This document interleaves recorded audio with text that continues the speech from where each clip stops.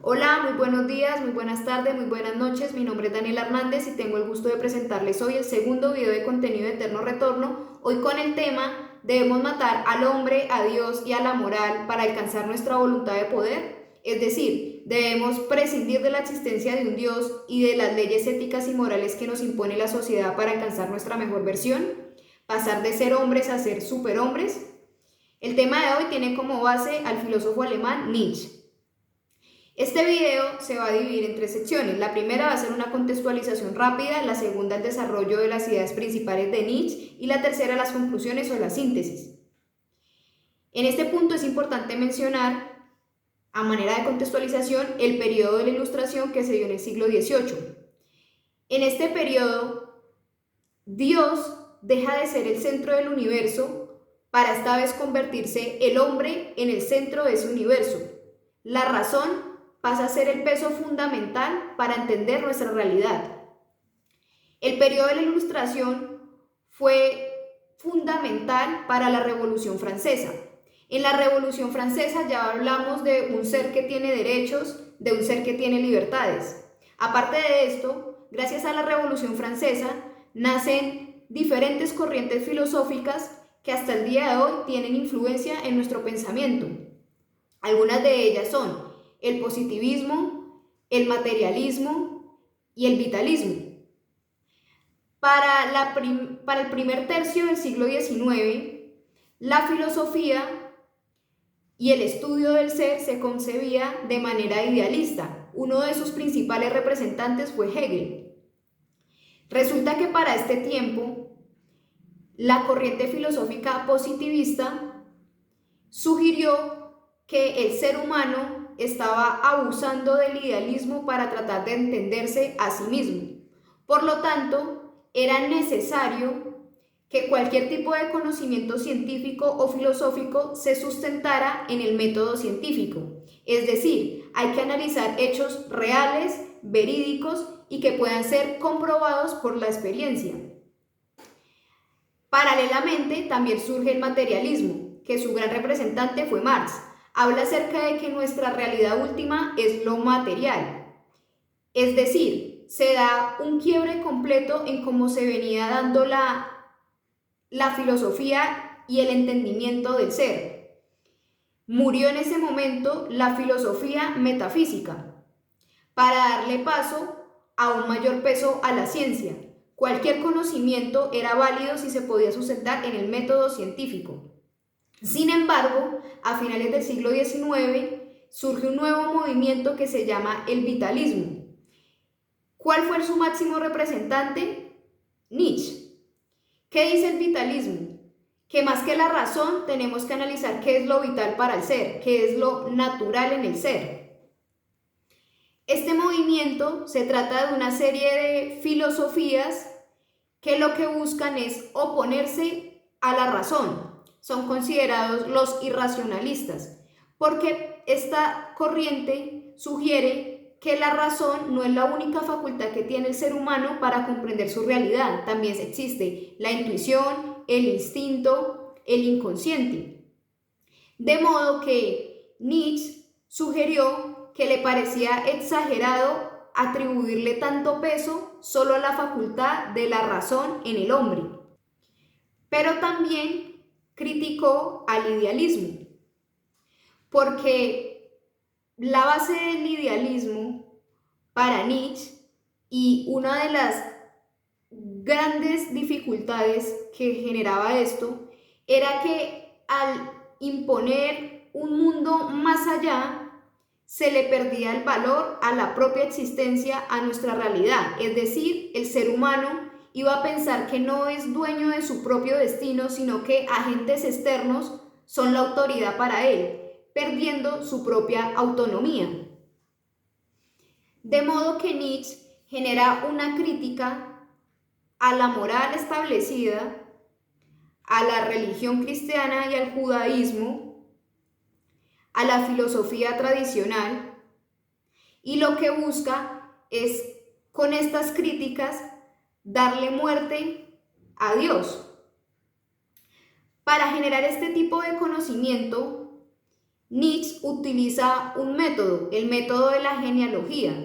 ¿Qué es lo que busca el método de la genealogía? Rastrear y exponer los orígenes de algo. Para Nietzsche, esta era la manera correcta de analizar el ser humano, más que por el método científico. De esta manera se opone profundamente a lo que fue la corriente filosófica del positivismo. Retomando las tres críticas principales que genera Nietzsche, la primera es a la moral. Para Nietzsche, la moral tiene como base fundamental las creencias y el condicionamiento que nos impuso la religión cristiana. Es decir, para Nietzsche los valores cristianos eran valores débiles, tales como la compasión, la misericordia, la humildad, el sacrificio, entre otros. Para él, esta moral era la moral de esclavos, la moral de la sumisión. Por lo tanto, esta moral tendría que ser restablecida y reestructurada por una moral de señores, propia de espíritus elevados que aman el poder, que aman la vida misma y aspiran a la grandeza.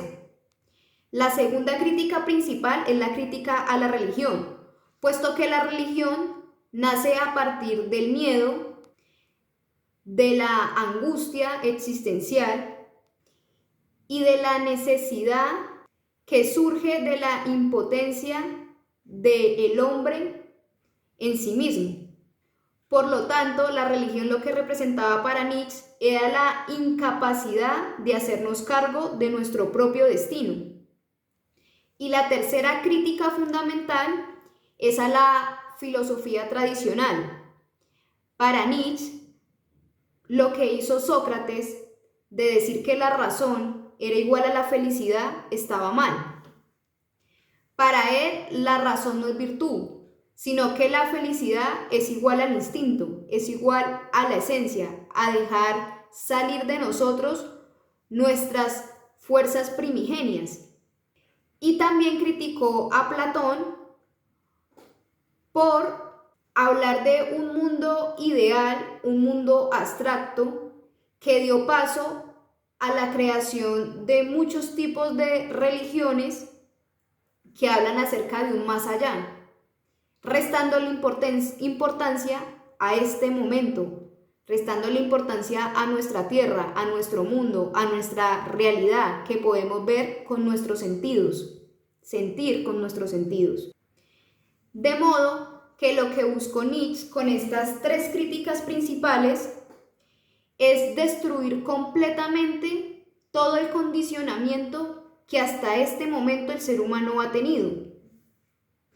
De esta manera se habla del nihilismo, que el nihilismo significa nada, es decir, el nihilismo es la consecuencia a que el hombre ha perdido completamente su sentido, ha perdido completamente su orientación, porque antes se podía sustentar millones de preguntas existenciales en Dios. Como ahorita Dios no existe, Dios murió, el hombre se tiene que enfrentar al vacío de su existencia. Y precisamente en ese enfrentamiento del vacío de su existencia, destruye todo este sistema de valores antiguo y nace la voluntad de poder, la voluntad de creación. Es decir, el hombre pasa de ser un ser miserable que no valora su tierra, que no valora su propia vida, que no valora su autonomía, a exaltar una nueva moral. Esta nueva moral es la moral de la exigencia, es la moral de alcanzar el poder, es la moral que lo que busca es que el hombre le dé una exaltación máxima a lo que es la fuerza física, la fuerza mental, al deseo, al placer, es decir, que el hombre experimente completamente todas sus emociones que son completamente naturales y que no se limite a sí mismo, porque todo lo que lo condicionaba ya no existe.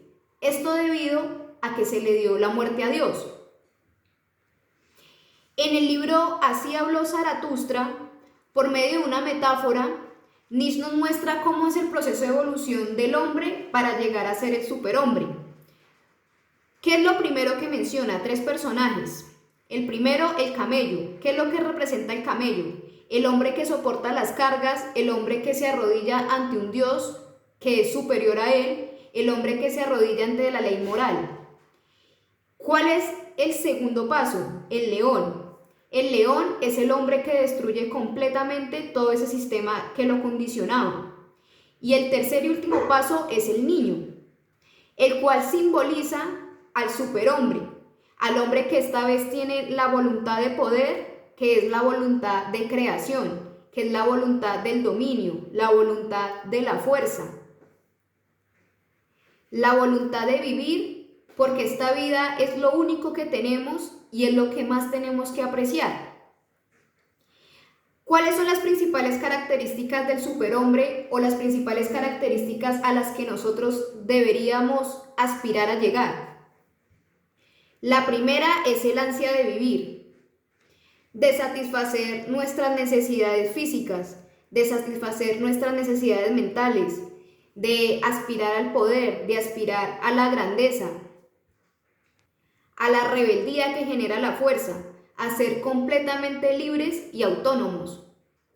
La segunda característica del superhombre es la superación completa de la moral tradicional.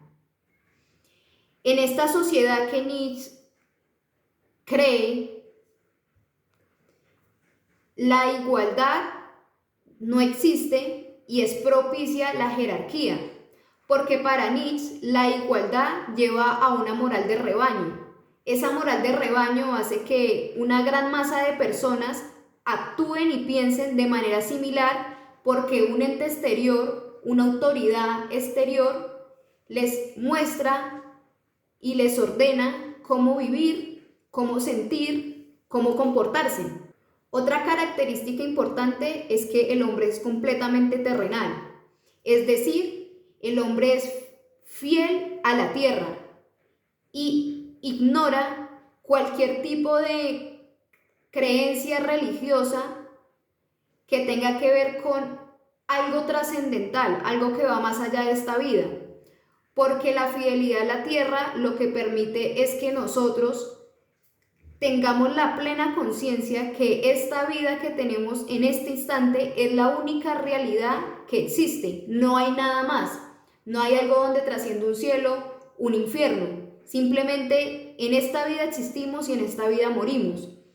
Y esto da paso a una gran historia que Nietzsche escribió en La Gaia Ciencia, que habla acerca del eterno retorno. En el eterno retorno, lo que Nietzsche nos dice es que el hombre se va a sentir tan satisfecho, es decir, al volvernos superhombres, vamos a querer que esta vida se repita 1000 veces o infinitamente veces, porque nuestra existencia siendo superhombres es completamente satisfactoria para nosotros mismos, porque nos estamos guiando completamente por nuestras propias creencias, por nuestros propios valores, es decir, no estamos sugestionados por ningún ente exterior, sino que nosotros mismos somos los constructores y dueños de nuestro propio destino.